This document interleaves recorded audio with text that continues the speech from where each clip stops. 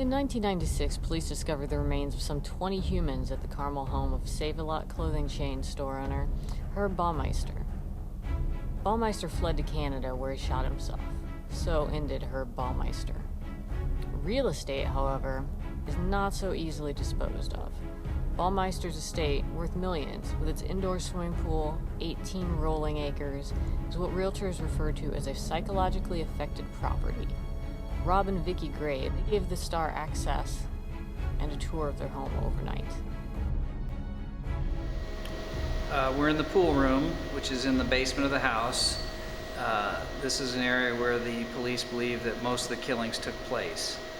Herb would lure the guys here with a promise of the indoor pool, and then they would participate in what's known as this erotic asphyxia, where they would take turns choking each other during some kind of sexual activity, and at some point Herb was choking them to death. And when the police initially got here, after this all kind of broke loose, this room had mannequins in it in various poses. The area that's been sort of a hot spot for paranormal activity in the house is the pump room, which is down here on the left. It seems to be an area that's very active paranormally.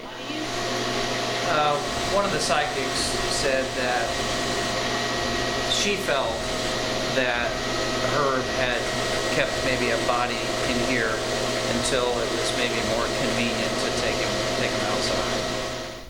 We're in the basement of the house.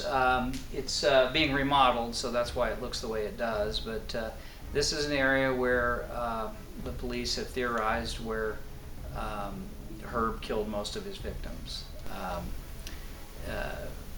Herb was a prolific videographer, apparently, and the police told me they believe this is where he had a hidden video camera, and the theory is that he might have videotaped some of the killings. There's an area right here in a ventilation vent that they believe a camera was placed. When he fled to Canada after the news that the bones were found here on the property, a Canadian mounted police had stopped him the night before because he had stopped to sleep under a bridge, and she had shown a light in the back of the car, and the back seat of the car was full of videotapes. When our police from Hamilton County got up there, the car was empty. This is our library in the house. We keep, of course, books in a library. This is my medical book collection. Over the years, about the last 30 or so years, I've done autopsies as sort of a side career. The mulch pile is in this area here. All of the intact bones, the stuff that we would easily recognizable as human, were found in this mulch pile and on the other side of the fence and in the creek. This is the area where the burn pile was, right in this area here, and this is where the anthropology team had found most of the small bone fragments, over 5,000 bones and bone fragments in this area here. So the killer would, after his son found a skeleton which was just to the left of this tree, that's where his son found a complete skeleton, the killer decided to start picking up the bones off the ground, and he started burning them in this area right here. Over time, the drains from the house all drained down this way, and bones were found all scattered throughout this area here. Joe, my renter, was walking his dog about 2 years ago this month and found a bone in this area right here.